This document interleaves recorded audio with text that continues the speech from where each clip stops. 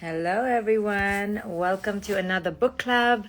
We are going to talk about parenting and mothering and our children and our relationships. So come on in. We're discussing a radical awakening. Let's do this. I think I only have a few more book clubs left. Of course, I'll always do something on Instagram. I love to share my work and help people if I can, of course. So hi everyone, how are you? Come on in. Cyan 27 says I will read your book. Yes, that'll be wonderful if you read my book. Hi everyone, come on in. Okay, so we're going to talk about how, yesterday I talked about how hard it is for us to let go. And the reason why it's hard to let go is because we get so identified with who it is we were and how it is we thought things would be. And when things don't go that way, we just keep regurgitating and spinning over and over and over in our minds, right? Anyone here done that? And the mind doesn't let go of your sanity, right? It just doesn't let go. It's like you are a slave to your mind. You don't know how to stop your mind. You don't know how to control your mind. You don't know how to shift lanes. And this is why present moment living, meditation, is so important, so powerful, so pivotal, vital, necessary in order for us to cope with the struggles of life. So when we are in a relationship, in the present moment, we don't realize that we get identified. And because we get identified, we get attached. We not only get attached, we get enmeshed. And we get enmeshed with the other. And we get enmeshed with who it is they are. We get enmeshed with their moods and emotions. We get enmeshed with what the hell they're doing in their life. All because we identify with that person as being ours. We identify with that relationship as being ours. And this ownership, possession, and control is insanity. Because the other person is not you. But suddenly, just because they're your best friend, or just because they're your child, or just because they're your lover, your husband, your wife, whatever the title, you begin to imagine that they are you. So this idea that you are them and they are you is enmeshment. It comes from extreme identification, extreme attachment. Like the other person owes you everything from their fidelity to their affection, to their finances, to their attention, right? If the other person doesn't pay attention to you, you get upset. And certainly their affection, right? You want them to have affection only for you. So all of this creates deep toxicity, unhealthiness, and then you suffer. So I'm going to touch upon one aspect of this, which I talk about in my book, A Radical Awakening. Page 238, the Holy Grail of Parenthood. I'm going to talk about how this severe toxicity comes about in our parenting. So Christina asks, do women get more attached than men? Yes, I think we do, because we're less compartmentalized, right? We're less divided in our attention. We're more interconnected. So we get more enmeshed. So in parenthood, in motherhood especially, it's really hard for us to detach from our children. So I write in this book, A Radical Awakening, the Holy Grail of Parenthood. The Holy Grail of Parenthood is to raise a happy child. And this is a severe pathological delusion, okay? Because we cannot raise anybody. You know, we can just help raise them, but they have to raise themselves into who it is they're going to be. You know, I say this story often. When my daughter was 2 years old and she had her first birthday party, the blooming child wouldn't smile, right? It was her birthday party. I've spent like hundreds of dollars, only hundreds. But the photographer is like, what is wrong with your kid? Your kid is not smiling. And I'm like, bloody kid, can you smile? Like, do you not see how much work? No, the kid did not smile. And I began to realize that unless I painted a smile across her face, she was not going to smile. So my enmeshment was with her being happy. And I wanted to control her. And this is our sickness. We identify with the other person as if they are us so much that we bind to them, we enmesh with them, we depend on them, we identify with them, and then we want to own, possess, and control them. So in my book, A Radical Awakening, I talk about this in a chapter on parenthood. And I start with saying this quote, "You are only as happy as your least happy child," as the saying goes, is a quote that is garbage. It speaks to problematic issues, such as the idea that enmeshment with our children's moods is okay. It also suggests that our happiness can be deeply affected by another's happiness or lack thereof. Society considers it a sign of love and care when we share the same feelings as our children.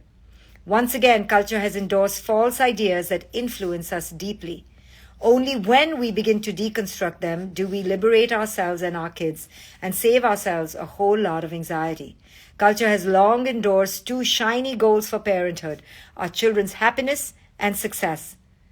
And this is a problem, especially wanting your children to be happy. Because in that trap of wanting them to be happy, we somersault, we turn around, we stand on our heads, we speak 10 languages, and we exhaust ourselves, all in the goal of making them or someone else happy. This is not a healthy thing. This idea that we want someone else to be happy, leave alone who it is, but especially our children who have their whole life to live, is insanity. It's a delusion, and it creates control. And when it doesn't go our way, it creates anxiety. So this is the spiral we get caught on, and it is birth emerging out of a delusion of enmeshment, that we are one, we are completing each other, we are meant to feel what the other one feels. Now, oneness is not the same as we are one. You understand? Oneness consciousness means that we wholeheartedly and unconditionally feel one with everyone's pain and everyone's joy. We have deep empathy. That is oneness consciousness. But being one with another is stupidity. Yes? Oneness is different than being one with. Okay, I know it's a semantic difference, but oneness consciousness is having a consciousness of great, transcendent, unequivocal, unadulterated, unconditional joy and love for the other. Being one with someone is enmeshment, where you feel like you have to feel what they're feeling, and they're feeling what you're feeling, and you're feeling what they're feeling, and if they're sad, then you should be sad. This is complete garbage. Now, I find in my life that it shows up the most in my motherhood. I don't know about you. Maybe you can write about where it shows up for you. But in my motherhood, that's where it shows up. In motherhood, as in the movie Hustlers, I saw the movie Hustlers on a Delta flight. They say, this one sentence was so beautiful: motherhood is a mental illness. It really is, because you're so enmeshed with your children's happiness. Mothers more than fathers, I think, because mothers are less compartmentalized, that we truly believe that what they feel is our fault, what they feel is up to us, what they feel is our responsibility, and what they feel is to be controlled by us. So then we over-control our children, and we drive them crazy, and we don't allow them to have their own solitary, empowered, autonomous experience. So enmeshment is really birthed from an ideological delusion that we are supposed to be enmeshed with each other. We are supposed to be. And it comes from the ego identifying with that role of mother, that the child is mine, or the role of wife, that the husband is mine, the role of husband, that the wife is mine. Yeah? And as soon as you identify that the house is mine, the beauty is mine, the youth is mine, whatever you identify with, you are signing a consent form to suffering. You're like, hey, hello, suffering, here, I give you all my suffering. And until we understand what is the root of our suffering, we'll keep hopping from relationship to relationship, child to child, project to project, and we will not understand that the issue does not lie in the other person and what they do and their happiness or not. It truly lies in our own singular connection with our wholeness.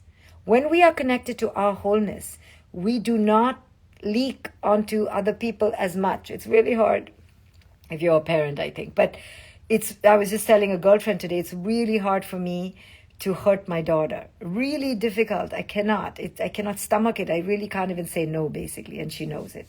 And she exploits that. And that's my sickness, right? Because sometimes saying no is very important, as Dr. Shefali says. It is. I just have a hard time with her being sad because I'm an enmeshed moron. So, but we do it with adults too, and that's why relationships get toxic. So if you really want to get out of a toxic loop in your relationships, you have to see the other's essence as free. You have to see your children's essence as complete autonomous beings, right? Their essence belongs to them.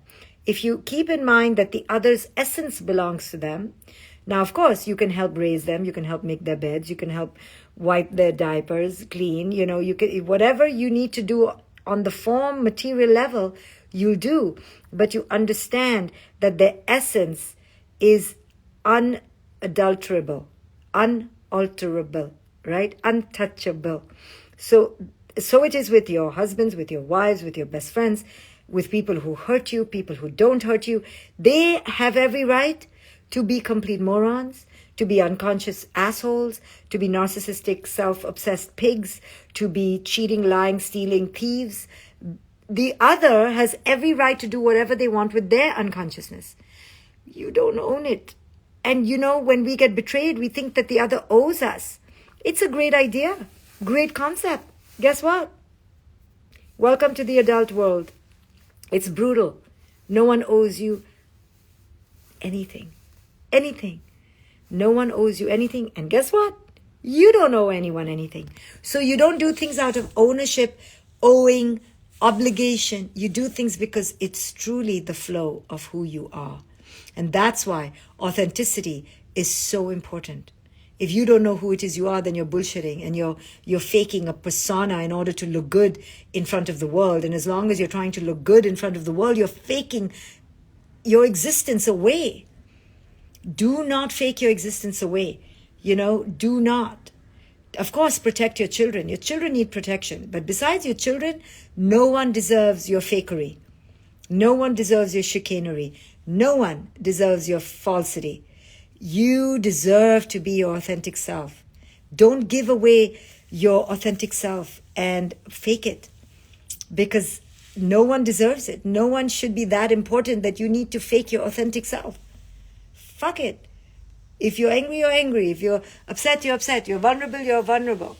Don't have pride, because as long as you check in with yourself and you ask yourself, do I want to be authentic? Is this authentic? What is authentic? And if your answers from within are all go, go, go, then be authentic.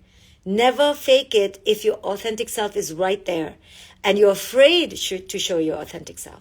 So the more we are in our authentic self, in touch with our highs and our lows and our angers and our jealousies, then we will not ask our children to be happy. Be happy. We'll stop that bullshit. We'll allow our children to be authentic, right? So we can only honor authenticity when we honor authenticity within ourselves. So it all starts from knowing who it is we are, being grounded in who it is we are, being authentic to who it is we are. When we start there, then we stay connected to who we are. Then our tendency to depend on others, to follow their lead, to be enmeshed with them, to identify with them, lowers. So as long as your connection is high, your capacity to stray is going to be minimal. But if your connection to yourself is not strong, then you're going to flail and fail and sway and swerve in the wind. So it all comes down to your powerful connection with your beautiful self. Thank you for listening to me, guys. I was talking about concepts from my book, A Radical Awakening. I hope you go get it. I will see you soon. Be authentic.